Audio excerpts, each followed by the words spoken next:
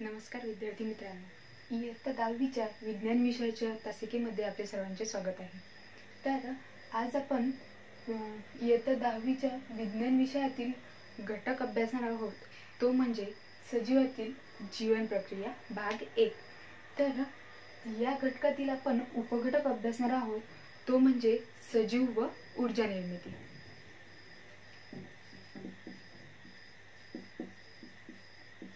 सजीव व ऊर्जा निर्मिती।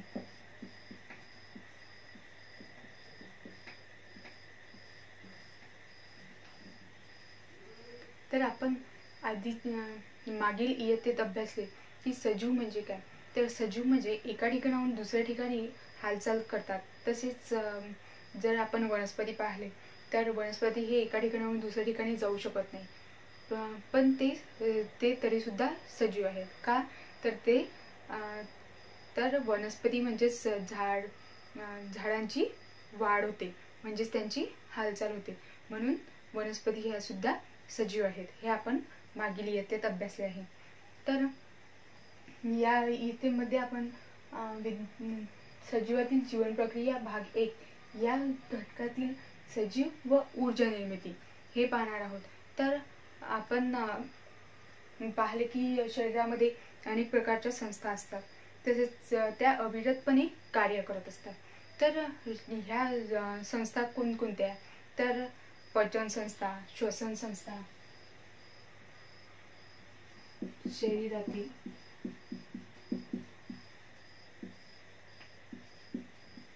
संस्था, तर त्यामध्ये पचन संस्था,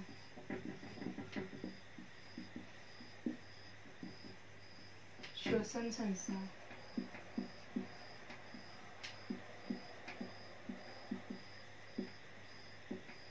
तसेच उत्सर्जन संस्था,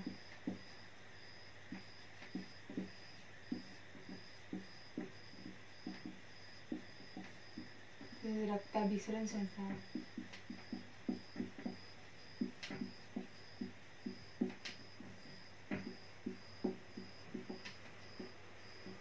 या इत्यादी या प्रकारच्या संस्था आपल्या शरीरामध्ये काम करत असतात। तर ह्या नेहमी म्हणजे अविरतपणे काम करत असतात, म्हणजे आपण झोपलेलो जरी असलं तरी ह्या सर्व संस्था काम करत असतात। तर ते यांचे नियंत्रण संस्था, तसेच याचबरोबर शरीराचे अंतर्गत तसेच बाह्य अवयव सुद्धा कार्य हे स्वतंत्रपणे करत असतात। परंतु जे आपण बाह्य अवयव म्हटले तर हात, पाय, डोळे, तर हे स्वतंत्रपणे काम करताना आपल्याला दिसतात। पण हे कशाच्या माध्यमातून करतात, तर ते शरीरामध्ये या संस्था चालत असतात। तर या संस्थेच्या समन्वयातूनच ते कार्य करत असतात। तर ह्या संस्था ज्या अविरतपणे कार्य करत असतात आपल्या शरीरामध्ये, तर त्यांना कार्य करण्यासाठी काहीतरी ऊर्जा लागत असते। तर ही ऊर्जा त्यांना कुठून मिळते, तर ती कार्बोदके, प्रथिने, तसेच स्निग्ध पदार्थ, हे जे अन्नपदार्थ या ऊर्जेचे मुख्य स्रोत असून प्रत्येक पेशीमध्ये असलेल्या तंतुकणिकेच्या मदतीने हे कार्य करत असतात। तर जे आपण अन्नपदार्थ खातो, कार्बोदके, स्निग्ध पदार्थ, तसेच मेदाम्ले, तर याच्यापासून आपल्याला एनर्जी मिळत असते। तर ही एनर्जी कशापासून मिळते, तर ती जे आपल्या शरीरामध्ये असलेल्या तंतुकणिकेमध्ये जाते आणि तंतुकणिकेमध्ये एटीपीच्या स्वरूपात ही ऊर्जा आपल्या शरीराला मिळत असते। आपण पाहिलं की अन्नपदार्थापासून आपल्याला ऊर्जा निर्मिती ही होत असते, पण अन्नपदार्थाबरोबरच आपल्या शरीरात ऊर्जा निर्मिती होण्यासाठी ऑक्सिजनची सुद्धा गरज असते।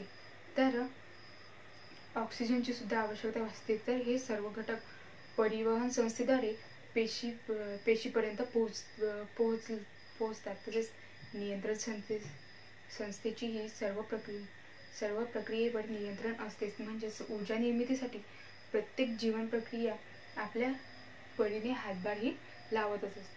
तर आपण आणि इतर प्राणी हे भाजीपाला तसेच फळे आणि भाजीपाला यांचे सेवन करत असतात. तर वनस्पती स्वतःचे पोषण स्वतः करतात, त्यासाठी अन्न निर्मिती ते करत असतात. तर काही अन्न त्या स्वतः वापरतात, तर उर्वरित अन्न त्या फळे, पाने, खोड, मूळ यामध्ये साठवून ठेवत असतात. तर या सर्व वनस्पतीजन्य पदार्थांचे आपण सेवन करतो आणि त्यापासून विविध पोषक द्रव्ये म्हणजेच कार्बोदके, तसेच प्रथिने, स्निग्ध पदार्थ, जीवनसत्वे, खनिजे हे आपण मिळवत असतो. यासाठी आपण कोणते अन्नपदार्थ खातो, तर दूध, फळे, गूळ, साखर, भाजी तसेच मका, नाचणी, बाजरी, तांदूळ यासारखे धान्य, तर मध, बटाटे, रताळी, मिठाई यामधून आपल्याला कार्बोदके मिळत असतात. तसेच कार्बोदकांमधून आपल्याला 4 किलो कॅलरीज पर ग्रॅम एवढी ऊर्जा मिळते. तर ही ऊर्जा नेमकी कशी मिळवली जाते याचा आपण आता अभ्यास करणार आहोत. तर आता आपण पाहणार आहोत सजीव व ऊर्जा निर्मिती. तर सजीवांमध्ये श्वसन, तर श्वसन हे आपण पाहिले आहे की ऑक्सिजन हा शरीरामध्ये घेतला जातो आणि कार्बन डायऑक्साईड हा शरीराच्या बाहेर सोडला जातो, यालाच श्वसन असे म्हणतात.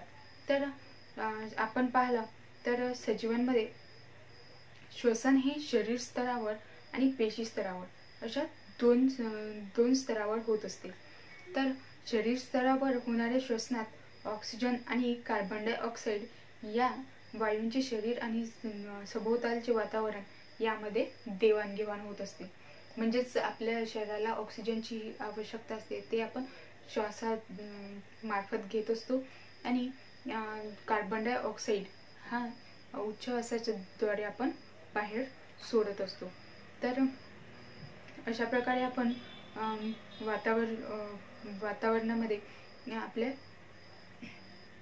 वातावरणामध्ये आपण वायूची देवाणघेवाण करत असतो. तर पेशी स्तरावर होणाऱ्या श्वसनात अन्नपदार्थाचे ऑक्सिजनच्या मदतीने अथवा त्याच्या विना ऑक्सिडीकरण केले जाते. म्हणजे शरीरामध्ये जर ऑक्सिजन घेतला तर ऑक्सिजनच्या द्वारे ऑक्सिडीकरण होते किंवा त्याच्या विना सुद्धा, म्हणजे ऑक्सिजनच्या शिवाय सुद्धा आपल्या शरीरामध्ये ऑक्सिडीकरण हे होत असते. तर आता आपण ऑक्सिडीकरणाचे टप्पे पाहण्याआधी आपण काही प्रश्न पाहणार आहोत. तर पहिला प्रश्न असा आहे की ग्लुकोजच्या एका रेणूमध्ये कार्बन, हायड्रोजन आणि ऑक्सिजन याचे अनुक्रमे किती अणू असतात?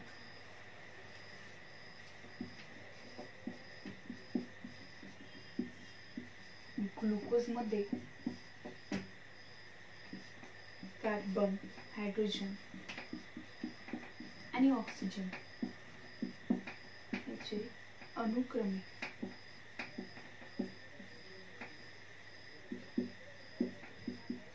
किती अणू असतात?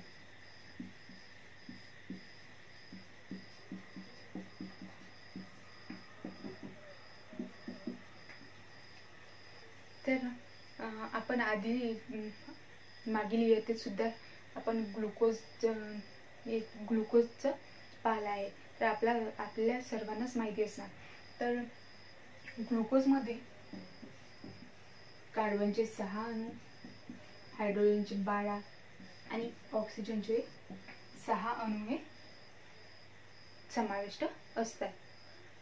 तर दुसरा प्रश्न पाहणार आहोत तो म्हणजे हे सर्व जे ग्लुकोजचे जे हे अणू आहेत, तर हे सर्व अणू एकमेकांना कोणत्या रासायनिक बंधाने जोडलेले असतात?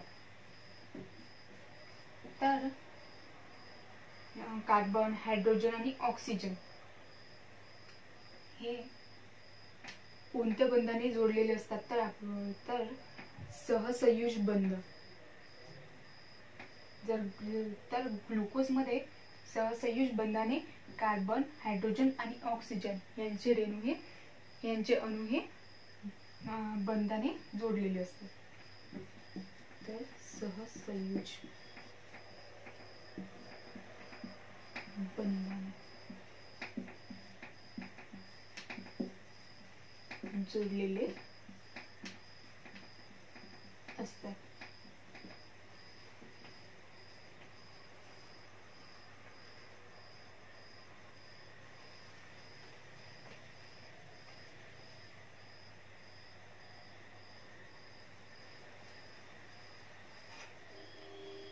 तर आपण आता पाहणार आहोत सजीव व ऊर्जा निर्मिती.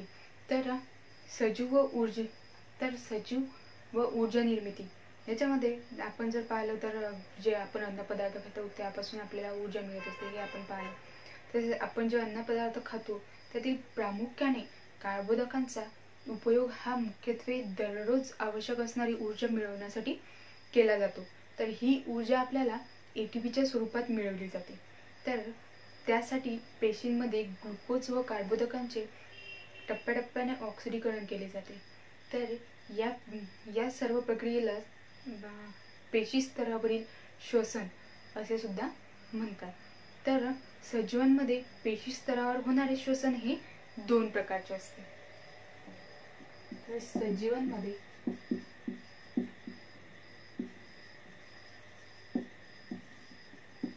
पेशी स्तरावर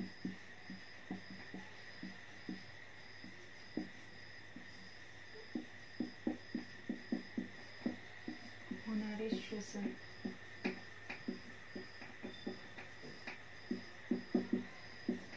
2 प्रकारे असते.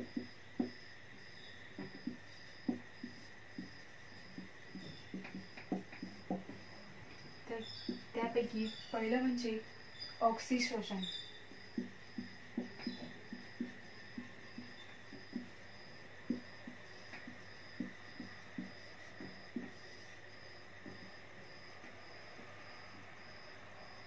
तर आपण जर पाहिलं तर पहिलं म्हणजे ऑक्सिशोषण.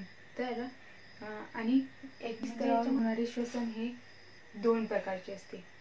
एक म्हणजे ऑक्सिशोषण आणि दुसरं म्हणजे विनॉक्सिशोषण. तर श्वसनामध्ये ऑक्सिजनचा सहभाग हा असतो.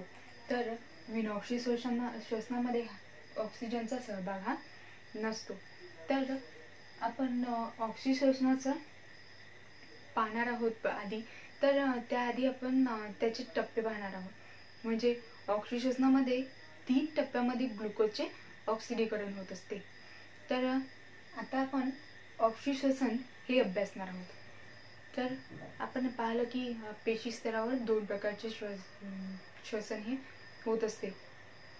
तर एक म्हणजे ऑक्सिशोषण आणि विनॉक्सिशोषण. तर ऑक्सिशोषण यामध्ये 3 टप्प्यांमध्ये ग्लुकोजचे ऑक्सिडीकरण होत असते. तर त्यामधलं पहिलं म्हणजे ग्लुकोज विघटन.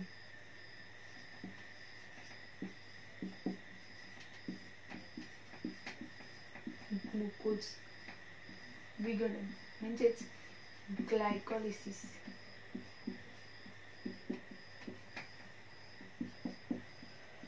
आणि दुसरं म्हणजे ट्रायकार्बोक्सिलिक आम्ल चक्र.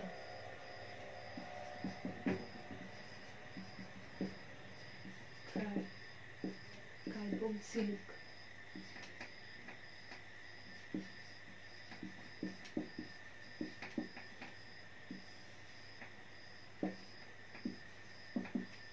आम्ल चक्र. तर याला क्रेब सायकल असे म्हणतात. आणि ऑक्सिशोषणाचा तिसरा टप्पा म्हणजे इलेक्ट्रॉन वहन साखळी अभिक्रिया.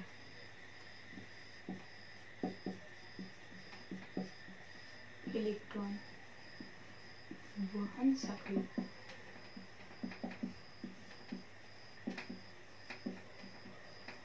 अभिक्रिया म्हणजेच ETC रिएक्शन.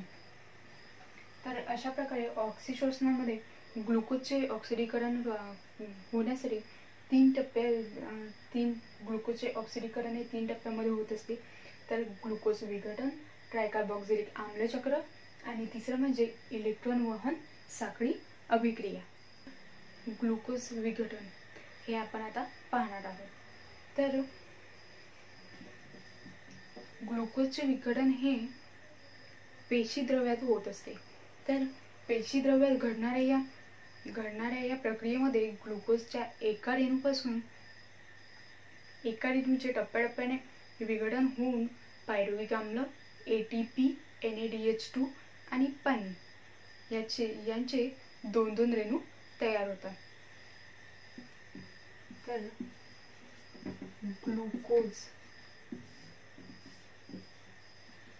ग्लुकोजचे विघटन होते आणि टप्प्याटप्प्याने विघटन होऊन पायरुव्हिक आम्ल,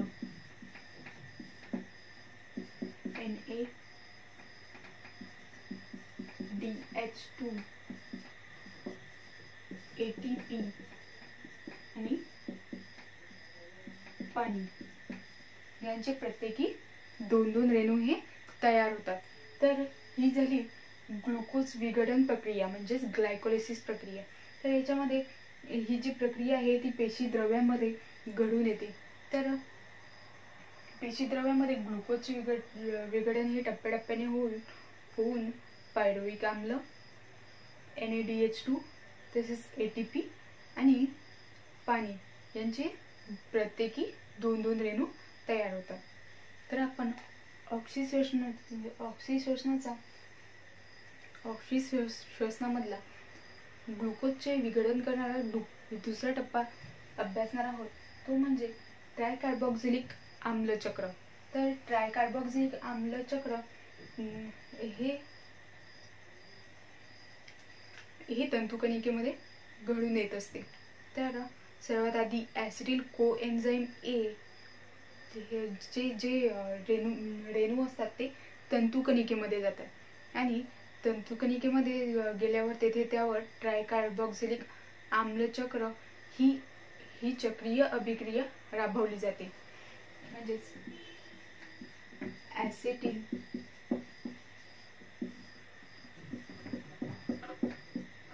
कोएन्झाईम A हे तंतुकणिकेमध्ये जातात आणि त्याच्यावर क्रेब्स सायकल म्हणजेच ट्रायकार्बॉक्झिलिक आम्लचक्र ही चक्रीय अभिक्रिया राबवली जाते आणि नंतर त्याचे या अभिक्रियेद्वारे ॲसिटिल कोएन्झाईम A च्या रेणूतील ॲसिटिलचे पूर्णपणे ऑक्सिडीकरण केले जाते. तर जर ॲसिटिलचे पूर्णपणे ऑक्सिडीकरण केले जाते. ऑक्सिडीकरण आणि ॲसिटिलचे पूर्णपणे ऑक्सिडीकरण झाल्यानंतर आपल्याला कार्बन डायऑक्साईड, H2O म्हणजे पाणी, ATP आणि FADH2 आणि NADH2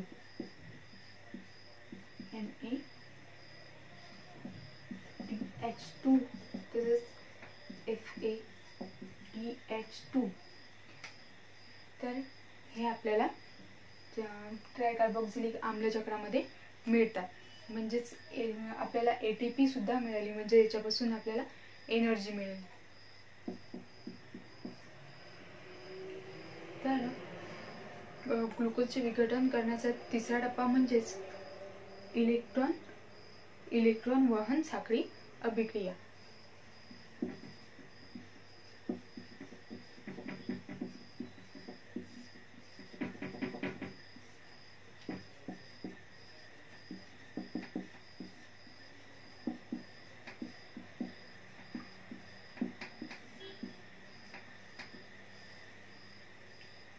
तर यामध्ये इलेक्ट्रॉन वहन साखळी अभिक्रिया सुद्धा तंतुकणिकामध्येच ही राबवली जाते.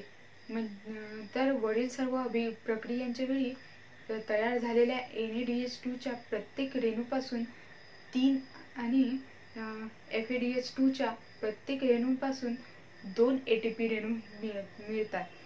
तसेच या प्रक्रियेमध्ये ATPच्या रेणू व्यतिरिक्त पाण्याचेही रेणू तयार होत असतात. आणि अशा पद्धतीने ऑक्सिडीकरणामध्ये ग्लुकोजचे ऑक्सिशोषणामध्ये ग्लुकोजचे पूर्ण ऑक्सिडीकरण होते आणि आपल्याला एनर्जीही मिळते. तर अशा प्रकारे आपण ऑक्सिशोषणामध्ये ग्लुकोजचे विघटन होणारे 3 टप्पे अभ्यासले. पहिला म्हणजे ग्लुकोज विघटन म्हणजेच ग्लायकोलिसिस, दुसरं म्हणजे ट्रायकार्बॉक्झिलिक आम्ल चक्र म्हणजेच क्रेब्स सायकल, आणि तिसरी म्हणजे इलेक्ट्रॉन वहन साखळी अभिक्रिया म्हणजेच ETC रिएक्शन. तर आता आपण पाहणार आहोत विनॉक्सी शोषण. तर विनॉक्सी शोषण करणाऱ्या सूक्ष्मजीवांची ऊर्जा निर्मिती. तर आपण तर श्वसनामध्ये ऑक्सिजनचा उपयोग करून आपल्या शरीरामध्ये ही ऊर्जा निर्मिती ही करत असतो. पण काही सूक्ष्मजीव जे असतात ते ऑक्सिजनच्या सानिध्यात ते राहू शकत नाहीत. उदाहरणार्थ जीवाणू. तर अशा सूक्ष्मजीवांमध्ये ऊर्जा निर्मिती ही कशी होते तर आपण आता ते पाहणार आहोत. तर काही सजीव ऑक्सिजनच्या सानिध्यात राहू शकत नाही. तर उदाहरणार्थ अनेक जीवाणू अशा सजीवांना ऊर्जा निर्मितीसाठी विनॉक्सी शोषणाचा अवलंब करावा लागतो. तर विनॉक्सी शोषणाचे ग्लुकोज विघटन आणि किण्वन हे 2 टप्पे असतात. तर यात ग्लुकोजचे अपूर्ण विघटन होऊन कमी ऊर्जा मिळते. जशी ऑक्सिजनमुळे जी ग्लुकोजचे ऑक्सिडीकरण होऊन आपल्याला पूर्ण ऊर्जा मिळते, पण विनॉक्सी होत नाही. तर ग्लुकोजचे विघटन हे कमी प्रमाणात होऊन कमी ऊर्जा आपल्याला जे सजीव विनॉक्सी शोषणाचा अवलंब करतात त्यांना मिळत असते. तर अशा प्रकारे आपण सजीव व ऊर्जा निर्मिती हा उपघटक अभ्यासला. तर याच्यामध्ये आपण पाहिलं की ऑक्सिशोषण तसेच विनॉक्सी शोषण. तर ऑक्सिशोषण याच्यामध्ये ग्लुकोजचे 3 टप्प्यामध्ये विघटन होते. तर पहिलं म्हणजे ग्लुकोज विघटन, दुसरं म्हणजे ट्रायकार्बॉक्झिलिक आम्ल चक्र, आणि तिसरं म्हणजे इलेक्ट्रॉन वहन साखळी अभिक्रिया. आणि विनॉक्सी शोषण हे सुद्धा आपण पाहिलं. तर विनॉक्सी शोषण याच्यामध्ये ऑक्सिजनचे विघटन होण्याची प्रक्रिया टप्पे ही 2च असतात. तर ग्लुकोज विघटन आणि किण्वन प्रक्रिया. तर अशा प्रकारे आज आपण सजीवातील जीवन प्रक्रिया भाग 1 या प्रकरणातील सजीव व ऊर्जा निर्मिती हा उपघटक अभ्यासला. तर आज आपण इथेच थांबूया आणि पुन्हा भेटूया पुढील तासिकेत. धन्यवाद.